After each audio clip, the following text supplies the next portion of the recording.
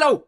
So today I'm going to be talking about The Last Argument of Kings by Joe Abercrombie, the third book in the First Law series. And for those of you who don't know, the First Law series is made up of 2 trilogies and 4 standalone novels. As always, when it comes to reviewing a series of books, it is impossible for me to talk about this book, the third book, without ruining or spoiling the first 2 books. I'm going to try my absolute hardest to keep things as spoiler-free for this book. However, as soon as I start mentioning characters or basic plot points from this novel, it's going to ruin aspects of the first 2 books. If you don't want to know anything about the first 2 books, but you do want a kind of general idea of what I thought about this book, I'll put a timestamp up here.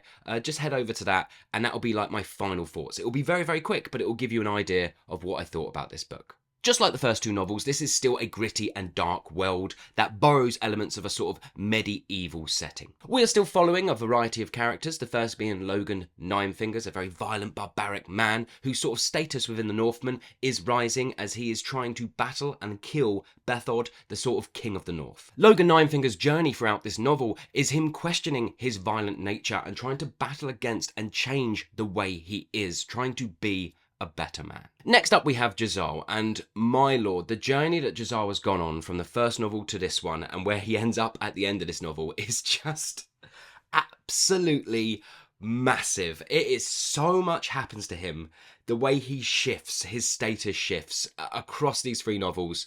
Yeah, I would say Jezal goes through the biggest change, and his sort of journey throughout this novel is learning to deal with this sort of new position he is thrust into, and learning to come to grips with the ideas of politics and war. Next up is Glokta, my favourite character without a doubt, has been from the first novel, and that hasn't changed in the third novel. And he is still operating in the shadows. He is still trying to solidify, survive, go up the ranks within his status, but more or less just not be killed and sort of survive this oncoming war that's going to hit the Union. Again, Glokta's sort of position has never really changed throughout the 3 books, yet so much has happened to him. He's been up, he's been down. It is just, yeah, his journey also, just like the Jezal's, is brilliant, absolutely brilliant. What's good about his sort of journey in this novel is there's been, and this is really good work on Joe Abercrombie's part, there's been some sort of like breadcrumbs, a little bit of foreshadowing dropped in the first novel. It happened so long ago that I didn't even remember until it sort of comes up in this novel, but he starts to uncover things, let's say, about the sort of internal workings of some of his superiors. And yeah, it's really interesting where that sort of journey goes. Next up is Bayaz, the sort of the magi, the wizard who we've been with from the very first novel. He plays a much bigger part in this novel. He's always sort of been there in the first 2 novels. He's always been a sort of lead character, but in this one, he definitely starts rising to the top a little bit. He starts, basically throughout the whole 3 novels, we've been a bit unsure on what his aims are, what is he trying to do, and he gives us little bits and pieces all the way throughout, but it's in this one that we really start to see that sort of all of his ideas, all of his plotting and his scheming starting to really manifest. And yeah, where he ends up, again, I'm not going to say anything for spoilers, but if you know, you know. I just have to apologise because I haven't really talked about Pharaoh that much throughout my past 2 reviews of the books in this series, and she's a really important character. She's violent, she's sort of as violent as Logen Ninefingers, and they've sort of got into scrapes with each other and against other people throughout the entirety of these books. And yeah, I just haven't mentioned her that much because there are so many characters in these books, and I just don't have the time, I'm afraid. I just don't have the time to talk about them all in detail. But yeah, she is great, and she's sort of advancing. She's in the Union, stuck in the Union. She doesn't want to be there. She wants to sort of be back with her people, be back out in the wilds, and she knows that if she stays, she's going to be able to get her sort of revenge on the Gurkish, and also plans that Bayaz has for her start coming into fruition. And of course there are loads of secondary characters who pop up in the first 2 novels who get development within this one. We have Colonel West and his sister Ardy. One of my complaints was Ardy was given loads of time in the first novel and she was barely utilised in the second novel, and I felt a little bit let down by that. She only sort of really pops up at the very end, but she develops so much more in this one, and she becomes quite friendly with Glokta, and their relationship as it sort of develops is really good. And Colonel West, who is up in the north at the start of this novel, and his position shifting. You also have like Logen Ninefingers' old gang, like Dogman and all of that lot, and there is another gang who sort of join them, another group of Northmen. I think one of his name is Shallows. It's Shallows, who pops up at the end of the sort of second novel.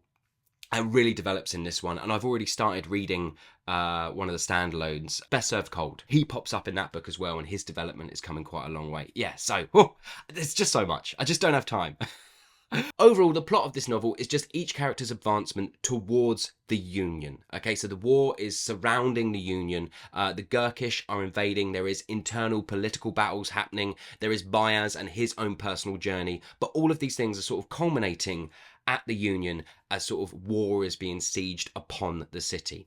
So all of our characters are making their way there or are already there.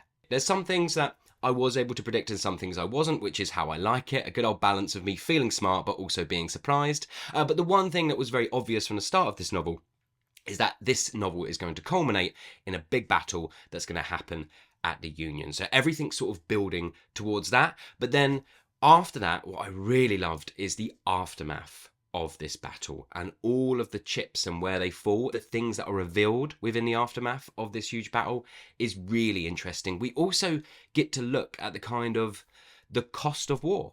The cost of war on a city, what it does to the people, what it does to the key players and the people in charge. And I really love the direction it took there. It really takes its time breaking down what has happened after this horrific event. So what did I like and what didn't I like? What I liked.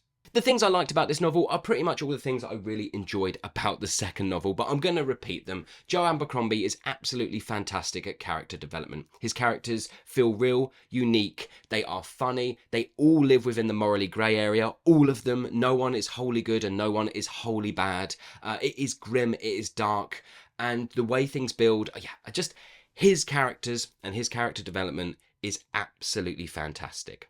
It's everything I want from characters from a fantasy series. If you enjoy fantasy, this is as good as it gets. And I'm not joking about that. This is as good as it gets. Now, I'm going to be accused of being a bit too hyperbolic when it comes to Joe Abercrombie's dialogue, but honestly, it's absolutely fantastic. His dialogue just gets better and better and better. His writing, his prose, the way it flows, and the way the dialogue fits within each character. Every character's dialogue feels unique to them and absolutely sums them up. You could just have like 3 pages of dialogue, 2 characters, no descriptions whatsoever, and just through the flow of the language and the pacing and the way the character talks, it tells you absolutely everything you need to know. Again, hyperbolic Andy mode, but when it comes to fantasy series, this for me is as good as dialogue has ever got. I have never read dialogue as good as this, sort of as witty or funny or so distinct as I have within this book. It's as good as it gets, everyone. Next thing I absolutely love, and this moves on to stuff I've already sort of talked about, is it's completely unpredictable. It's really unpredictable, and the way the plot moves and threads together, the pacing, the structuring, all the way through is absolutely fantastic. Now, some people might say the pacing is a little bit slow, but we're the 3rd book in. There is a lot to cover. There are lots of multiple threads to sort of weave together and make sure you give characters an equal amount of time. There is only one character that I'll mention in my negatives that I felt a little bit shortchanged in this novel, but other than that, I thought the pacing, the time each character was given, the way it moves, and what happens in the final sort of like quarter of the novel, just amazing. Absolutely amazing. It's just everything I want from a fantasy novel. It's done so well. And the final thing I absolutely loved about this novel, and I think this novel handles it the best out of all of the ones I've read so far, is its themes. The ideas around political corruption, greed, violence, sort of war, the sort of bid for power. All of it is just done so excellently in this novel. And then the sort of twists and surprises that come at the end almost solidify this real cynical nature. It's a really, really cynical view of sort of the world, and even sort of like, a metaphor for England in that sense, or even all countries. Just the idea of there's some things you just cannot escape. And it's quite a bitter pill to swallow at the end of this novel. And I am so grateful it went there. It just makes the novel even better that it is such a cynical ending.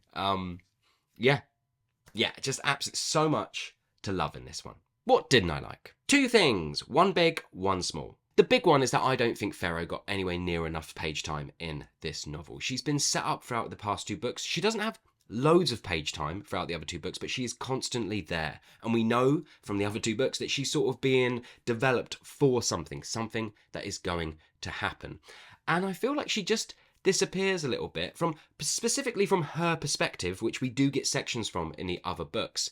We don't get anywhere near as much as the others, only like 2, I think, throughout the whole book. She obviously gets mentioned within other characters' perspectives, and she's here and there, but really, yeah, for me, I don't know, I just feel like the kind of female characters in this kind of whole series, really, they're not bad by any means at all. Like, Pharaoh is awesome, and so is Ardi, to be fair. They are really interesting, complex characters, but yeah, for me, the ball was just dropped a little bit with Pharaoh. And my small dislike, and it's not that big of a deal because this is a fantasy series, there's loads more books to read and these things could get sort of tied up in other novels, but there are a fair few character arcs left a little bit too open-ended for my liking, especially as this is kind of like the conclusion of this trilogy. As said, I imagine they might be explored in further novels, but yeah, there was just a few in there that I was a bit like, I would like a little bit more clarity on that one, but who knows, I might get that later on.